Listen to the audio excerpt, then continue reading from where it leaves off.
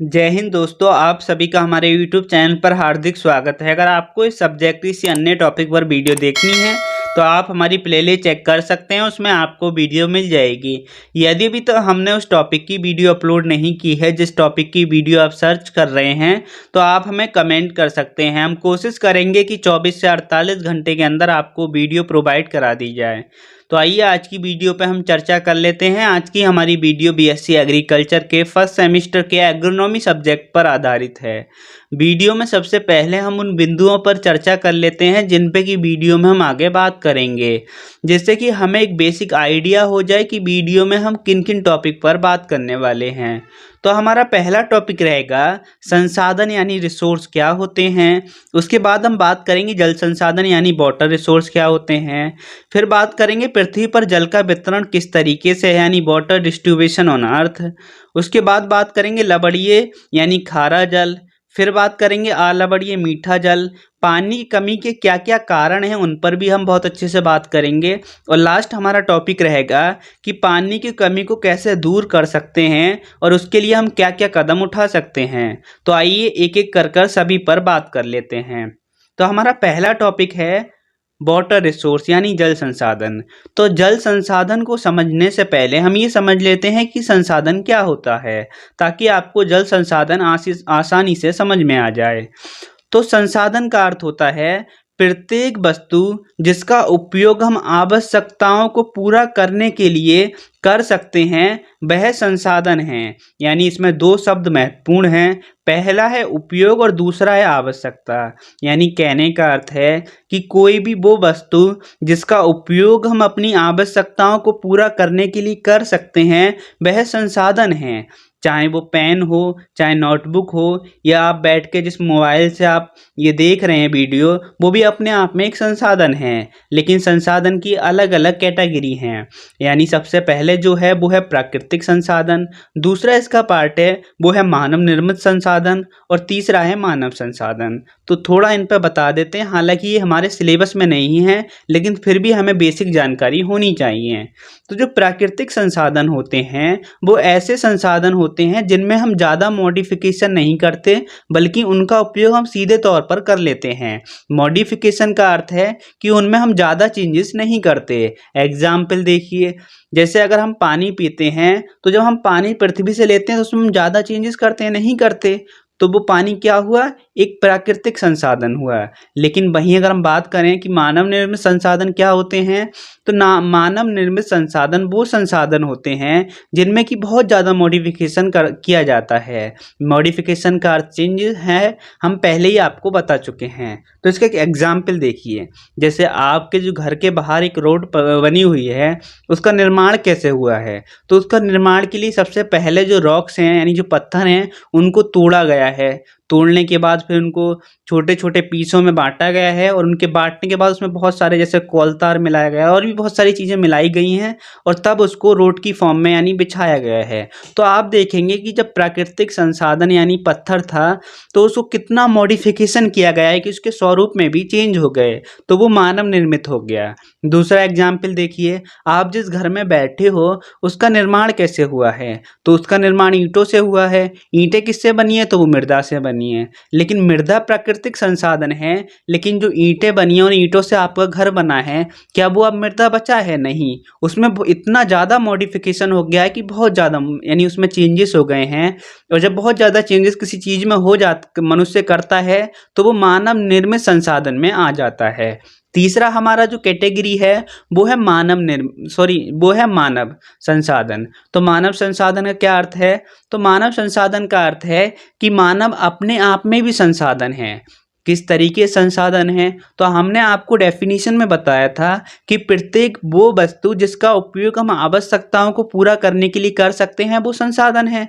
तो मनुष्य आपकी आवश्यकताओं को पूरा नहीं करता है। एग्जाम्पल देखिए, जिस कॉलेज में आप पढ़ने जाते हैं वहाँ पर टीचर आपको शिक्षा देते हैं, तो वो क्या आपकी आवश्यकताओं को पूरा नहीं कर रहे, वो आपको ज्ञान दे रहे हैं, वो आपके लिए उपयोगी हैं, तो वो आपके लिए संसाधन हो गए। तो वो मानव संसाधन हो गए। दूसरा एग्जाम्पल अगर आप आपके लिए हम बता देते हैं। तो दूसरा एग्जाम्पल है, अगर आप बीमार हो जाते हैं तो किसी हॉस्पिटल में आप दवा लेने जाते हैं, तो डॉक्टर आपको दवा देता है तो वो भी आपके लिए उपयोगी है, तो वो भी आपके लिए एक संसाधन है। तो हम आशा करते हैं कि आपको ये कैटेगरी समझ में आ गई होंगी। अब बात कर लेते हैं कि जल संसाधन क्या होता है। तो जल एक प्राकृतिक संसाधन है, नो डाउट हम पहले ही बता चुके हैं। प्राकृतिक संसाधन क्यों है? क्योंकि हम जल में ज़्यादा मॉडिफिकेशन नहीं करते, यानी ज़्यादा चेंज नहीं करते। आप अगर वाटर को लोगे तो उसमें थोड़े बहुत चेंज करोगे, उसके बाद उसको उपयोग कर लोगे। चेंज का अर्थ है आप हो सकता है उसको गर्म करें या उसको फिल्टर कर लें, लेकिन उसके स्वरूप को आप चेंज नहीं करेंगे।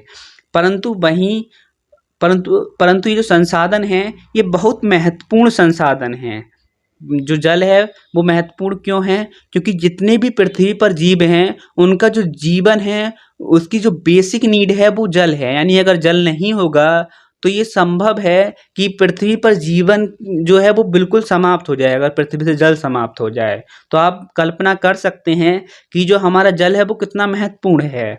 जल प्रकृति द्वारा दिया गया सबसे अनमोल उपहार है, जिसके बिना जीवन की कल्पना नहीं की जा सकती। क्योंकि जल का उपयोग न केवल हम पीने के लिए करते हैं बल्कि बहुत सारे कामों में करते हैं। एग्जाम्पल देखिए, आप नहाने के लिए करते हैं, कपड़े धोने के लिए करते हैं, खाना बनाने के लिए करते हैं, कृषि कामों में करते हैं, बहुत सारे कामों में आप जल का उपयोग करते हैं, आपको खुद ही पता होगा।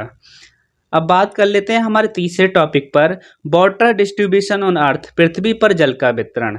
तो जो पृथ्वी पर जल का वितरण है वो है, जो टोटल उसका एरिया है उसका लगभग 71% जो हिस्सा है वो पानी से ढका हुआ है। इसे आप एक डायग्राम से देखिए। जैसे मान लीजिए हमारी अर्थ है, तो इस अर्थ का लगभग 1/3 जो भाग है, यानी आप मान लीजिए इतना जो भाग है, ये 1/3 जो भाग है ये पानी से घिरा हुआ है। बाकी इसका जो 1/4 भाग है, यानी आप कह सकते हैं मोटे तौर पर कि जो 25% भाग है उस पे लैंड है, यानी धरती है। इसी पे पर्वत है, इसी पे आवास है, इसी एरिया में हम रहते हैं, इसी में हम कृषि करते हैं। तो जो ये वाला एरिया है इसमें पानी है। तो ये जो वाटर है वो एक समान नहीं है, यानी जो पृथ्वी पर पानी पाया जाता है वो 2 तरीके का पाया जाता है। पहला है लवणीय यानी खारा जल, और दूसरा है अलवणीय यानी मीठा जल। तो जो लवणीय जल होता है ये ऐसा जल होता है जिसमें जो लवण होते हैं बहुत अधिक मात्रा में होते हैं। तो उस वजह से इसका जो टेस्ट होता है, अगर आप पीते हैं तो आपको ये नमकीन लगेगा। क्यों लगेगा? क्योंकि उसमें लवण की मात्रा यानी जो सैल्ट की मात्रा है वो बहुत अधिक होती है। वहीं बात करें हम, जो हमारा अलवणीय यानी मीठा जल होता है वो ऐसा जल होता है जिसमें जो लवण की मात्रा होती है वो बहुत कम होती है। इसमें मीठे का मतलब ये नहीं है आप मीठा जल समझ मतलब इसमें है तो आप ये सोचें कि इसमें शुगर या मतलब उसमें चीनी मिलाई गई है, उसको मीठा किया गया है। मीठे जल का अर्थ होता है कि ऐसा जल जिसे आप पीते हैं तो आपको वो नॉर्मल लगेगा। यानी मीठे का मतलब ये बिल्कुल नहीं है कि उसमें चीनी वगैरह मिलाई गई है, बल्कि जो जिस जल का हम उपयोग करते हैं तो उसको हम हिंदी में आप कह सकते हैं कि शुद्ध भाषा में हम उसको मीठा जल बोलते हैं। अब बात कर लेते हैं इन दोनों पर थोड़ा विस्तार से। तो लवणीय जल यानी खारा जल, पृथ्वी पर लवणीय जल सर्वाधिक मात्रा में है। यानी अगर आप बात करें तो अगर 100% जल का लगभग 97% जो भाग है वो लवणीय है यानी खारा जल है। हम इसका उपयोग नहीं कर सकते, लेकिन ऐसा नहीं है कि हम इसका उपयोग नहीं कर सकते तो कोई और नहीं कर सकता, बल्कि समुद्री जीव होते हैं और समुद्री पौधे होते हैं वो इसका उपयोग कर सकते हैं। लेकिन अगर हम मनुष्य के संदर्भ में करें तो हम इसका उपयोग नहीं कर सकते। क्यों नहीं कर सकते? क्योंकि ये जो पानी होता है ये नमकीन होता है, यानी अगर आप इसको पिएंगे तो आपको ये बहुत ज़्यादा नमकीन लगेगा, जिस वजह से आप इसको नहीं पी सकते। अब बात कर लेते हैं अलवणीय यानी मीठे जल पर। तो इस जल का उपयोग ही हम पीने के लिए और अन्य कामों में करते हैं। जैसे कि आपके घर पे जो जल आ रहा है वो कौन सा जल है? तो मीठा जल है, तो उसी का उपयोग आप कर रहे हैं पीने के लिए भी, नहाने के लिए भी और बहुत सारे कामों में। अगर इसकी अगर कुल मात्रा की बात की जाए तो इसकी जो कुल मात्रा है वो 3% है, यानी लगभग जो 97% जो जल है वो हमारा लवणीय यानी खारा जल है, और 3% जो जल है वो हमारा मीठा या अलवणीय जल है।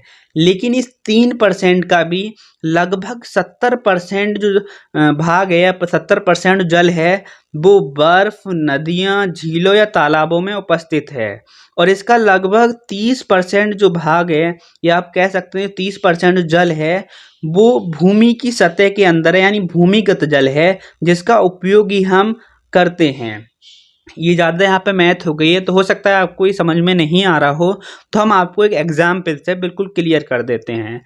मान लीजिए आपके पास 100 लीटर वाटर है, तो 100 लीटर वाटर में से वो पूरी पृथ्वी का पानी मान लीजिए 100 लीटर और वो आपके पास है, तो उस 100 लीटर पानी में से लगभग जो 97 यानी जो 97 लीटर पानी है वो तो नमकीन है, वो तो आप किसी काम का नहीं है, उसको तो आप अलग हटा दीजिए।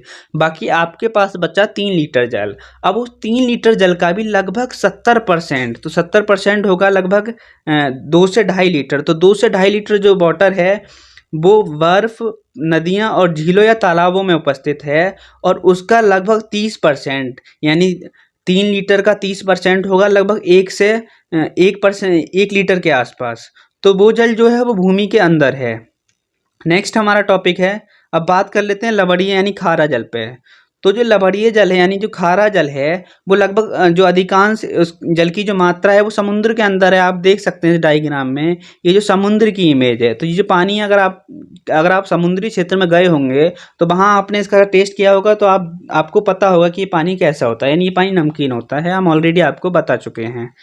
अब बात कर लेते हैं आलवड़ीय यानी मीठा जल का। तो आप इसका भी हमने आपको एक डायग्राम दिया है, आप देख सकते हैं जो नदी है इसमें जो पानी बहता है या कोई भी अधिकांश जितनी भी नदियाँ होती हैं उनमें मीठा ही जल उपस्थित होता है। अब बात कर लेते हैं कि पानी की कमी के क्या क्या कारण हैं। तो पानी की कमी के वैसे बहुत सारे कारण हैं, लेकिन जो महत्वपूर्ण कारक है उनमें हमने जो मुख्य 5 है उनको लिया है। पहला है अत्यधिक उपयोग, यानी भारत में जो प्रति व्यक्ति है वो पानी का खर्च लगभग 150 लीटर है, जिसमें से वो सिर्फ 3 लीटर पानी का पीने के लिए उपयोग करता है। हालांकि ये तो किताबी बात हो गई कि जो भारत में जो प्रत्येक व्यक्ति यूज़ करता है पानी वो 150 लीटर करता है, परंतु सच्चाई कुछ और है। लगभग अगर हम एक बात करें तो भारत में जो प्रत्येक व्यक्ति लगभग 250 से 300 लीटर पानी तक भी उपयोग करता है। और मज़ेदार बात यह है कि इसमें जो दूसरी बात लिखी गई है कि उसमें से 3 लीटर पानी का वो उपयोग पीने के लिए करता है, तो सच्चाई ये है कि वो लगभग 1 लीटर पानी ही पीता है। यानी अगर आप खुद ही अपने आप का एग्जाम्पल लीजिए, आप कहीं कितना पानी पीते हैं, मुश्किल से दिन में 1 लीटर पानी के आसपास पीते होंगे। लेकिन अगर खर्चे की बात करें तो लगभग 150 लीटर से आप ज़्यादा ही पानी को खर्च करते होंगे। तो हमें करना क्या चाहिए कि हमें जो पानी है वो पीने को तो बढ़ाना चाहिए, लगभग 3 से 4 लीटर पानी हमें डेली पीना चाहिए, और जो खर्च है उसको कम करना चाहिए। लेकिन हम करते उल्टा हैं, खर्च को बढ़ा रहे हैं और जो हमें पानी ज़्यादा पीना चाहिए उसको कम कर रहे हैं। अब बात कर लेते हैं दूसरे अपने टॉपिक पर। तो दूसरा है जनसंख्या का अधिक होना। जो पानी कमी का दूसरा कारण है वो है जनसंख्या का अधिक होना।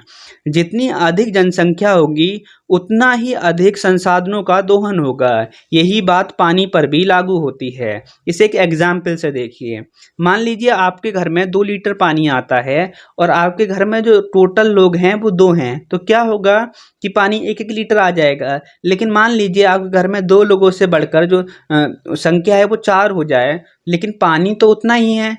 तो पानी की जो संख्या आपको उपलब्ध होगी या पानी की जो क्वांटिटी आपको उपलब्ध होगी वो कितनी होगी, अब आधा आधा लीटर होगी। तो जो पानी की उपलब्धता है, आप कह सकते हैं कि संसाधन की जो उपलब्धता है वो कम हो गई जनसंख्या बढ़ने की वजह से। तो यही पृथ्वी के आप संदर्भ में समझ सकते हैं, यानी पृथ्वी पर जो जल उपस्थित है वो तो उतना ही है, लेकिन जनसंख्या लगातार बढ़ रही है, और जब जनसंख्या लगातार बढ़ेगी तो पानी का उपयोग भी वो बहुत ज़्यादा करेगी। अब बात कर लेते हैं तीसरा हमारा, वो है वाणिज्यिक फसलों की खेती, यानी कल्टीवेशन ऑफ कमर्शियल क्रॉप्स। ये जो फसलें होती हैं, ये वाणिज्यिक फसलें, ये ऐसी फसलें होती हैं जिनको किसान अपने लिए नहीं उगाता, यानी अगर वो उगा रहा है तो उसको सेल करने के पर्पज़ से उगाता है। एग्जाम्पल देखिए, गन्ना। अगर कोई किसान गन्ना को उगाता है तो वो इसलिए नहीं उगाता कि उसको उसके मतलब चीनी बनानी है, उसकी मिठाई बनानी है वगैरह वगैरह, बल्कि वो इसलिए उगाता है कि उसको उगाने के बाद सीधा सेल कर देता है।